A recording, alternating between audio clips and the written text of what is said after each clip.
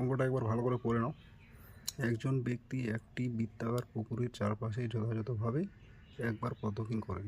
যদি তার ফেলা পায়ের পদক্ষেপ 44 সেন্টিমিটার হয় এবং পুকুর প্রদক্ষিণ করেন 700 ধাপে, মানে 700 পা ফেলে পার হয়, তাহলে পুকুরের ক্ষেত্রফল কত হবে?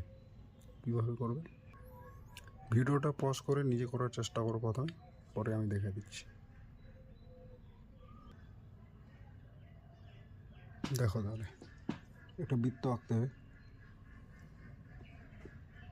মনে করলাম এটা পুকুর,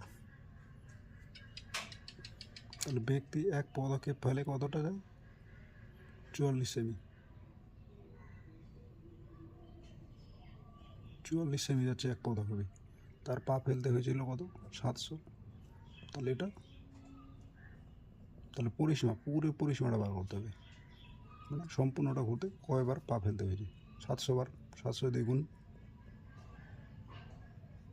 এটা সেমি আছে,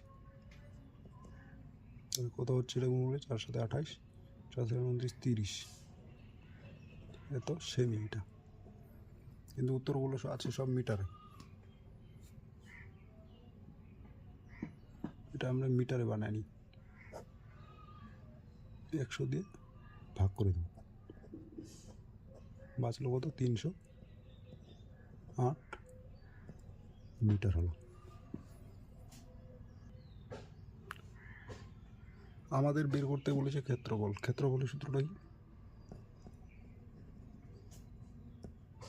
ক্ষেত্রফলের সূত্র আমরা জানি, পাই আর স্কোয়ার। তাহলে এখানে আমি আর এর মানটা বার করতে হবে। আর এর মান কোথায় পাবো? তাহলে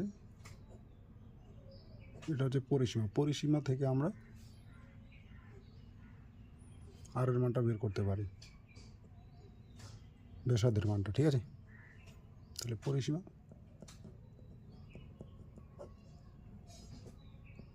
কত? 308 মিটার। পরিসীমা সূত্রটা কি আছে? 2 পাই আর। 2 পাই আর ইকুয়াল টু 308। এটা সমাধান করো। পাইয়ের মান কত আমরা জানি, পাই ইকুয়াল টু 22/7। 22/7। আর এর মানটা বার করতে, আর এর মান জানি না, তাহলে এটা করো। তাহলে 44 উপরে উপরে গুণ করলাম, 7 গুণ আর 308। আর এর মান বার করতে হবে। আরটা এখানে থেকে গেল, এটা পাশে চলে গেল, এটা পাশে গেলে ভাগ হবে, নিচে থাকবে 308। এই ভাগটাকে গুণ করে দিলাম ডাইরেক্ট, এটা দিয়ে এটাকে কাটো, 7 বার যাচ্ছে, তাহলে আর ইকুয়াল টু 7 7 49। এটা হল এটা হলো তোমার ব্যাসার্ধ। এটা হচ্ছে ব্যাসার্ধ। ক্ষেত্রফলটা বার করবো। ক্ষেত্রফলের মান পাই আর স্কোয়ার 22/7 গুণ, এটা হচ্ছে ব্যাসার্ধ 49, 22/7, 49কে 2 বার